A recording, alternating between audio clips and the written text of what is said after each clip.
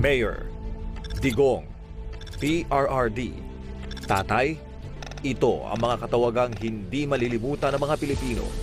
Dito kilala si Pangulong Rodrigo Roa Duterte, ang ika-16 na presidenteng nagsilbi sa Pilipinas.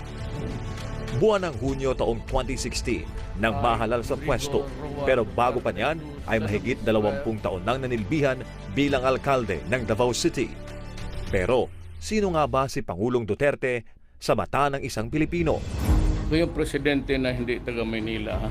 Hindi ako sanay ng mga paikot-ikot. Probinsyano ako at matagal akong mayor sa aming siyudad. Ayan ang gusto ninyo, ibibigay ko talaga sa inyo. Huwag din niyong lukuhin ang bayan sa panahon ko kasi hindi ako papayag. That goes for all. Sa ilalim ng kanyang pamamahala, nakamit ng bansa ang pag-unlad at pagbabago. Ilan sa mga hindi matatawarang nagawa ni dating Pangulong Duterte ay ang war on drugs, pag-angat ng ekonomiya, transportation modernization, airport projects, libreng college education, independent foreign policy, anti-red tape, pagbaba ng bilang ng krimen, universal health care, paglaban sa pandemya at Build program. We will eliminate the drug lords once and for all. I will be a dictator, no doubt about it, but only against the forces of evil, criminality, drugs, and corruption. At nagkamit ng pinakamataas na approval rating sa kasaysayan ng bansa. I do not have any master except the Filipino people. Mula Davao City hanggang sa buong Pilipinas, walang takot na hinarap ang bawat pagsubok na dumating sa bansa. Ako ang taong nasasaktan. Nababasa ko yung mga ilang okasyon. Subalit, higit pa sa kanyang nagawa para sa bayan, ay mas tunay na hindi malilimutan ang kanyang tunay na malasakit sa bawat Pilipino. Malaman ninyo, isa lang tayo. Your life is not less important than mine. Our lives are very important to the country and to your family.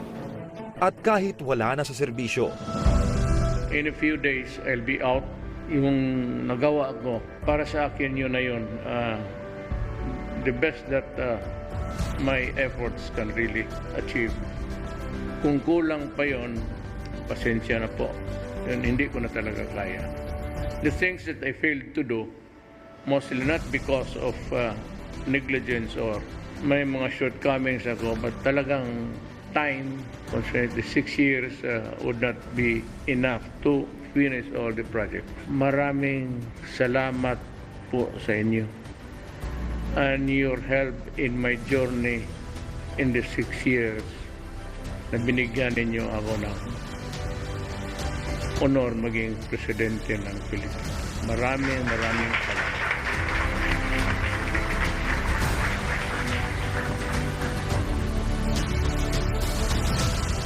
ang kaibigan at tatay ng lahat.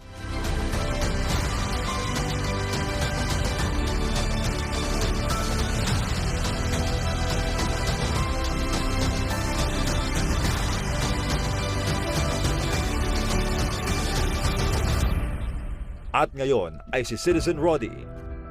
As I have already explained to the public, I am a night person. Ngayon, rested na ako eh. So, if there's any perceptible change, maybe in my physical, it's because nakakabawi ako sa tulog. I can complete the regimen of 8 hours of sleep. Sobra pa minsan. Yung mukhang pagod na nawala. Pero yung age ko, tumatanda talaga. Ayun lang, ang nakakabawi ako sa tulog. That's what I told him when he came this evening. I said, Mayor, what happened? You're looking younger and your hair is getting thicker. Sabi niya, well, it's life. I'm just relaxing. Clearly, the burden is off his shoulders because he takes his job as president before very seriously. But now he just goes around, visits some friends, and I'm so glad to see him very healthy. and looking younger. Mananatili sa puso ng bawat Pilipino ang nag-iisang Rodrigo Roa Duterte. Sa sambayang Pilipino, maraming salamat sa inyo.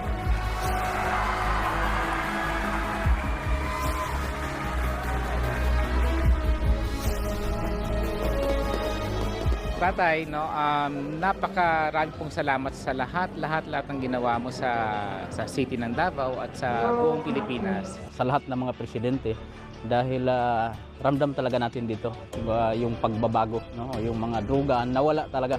Papasalamat po kami sa kapulisan, sa ating mahal na presidente, sa nagawa niya po sa amin. Maraming salamat po, Tay. At mahal po namin kayo.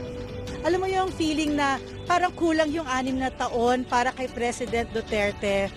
But sabi ko nga sa kanya whenever I see him na maraming salamat because para po sa akin, he is the best president of our country that we ever had. Para sa Pilipinas kong mahal.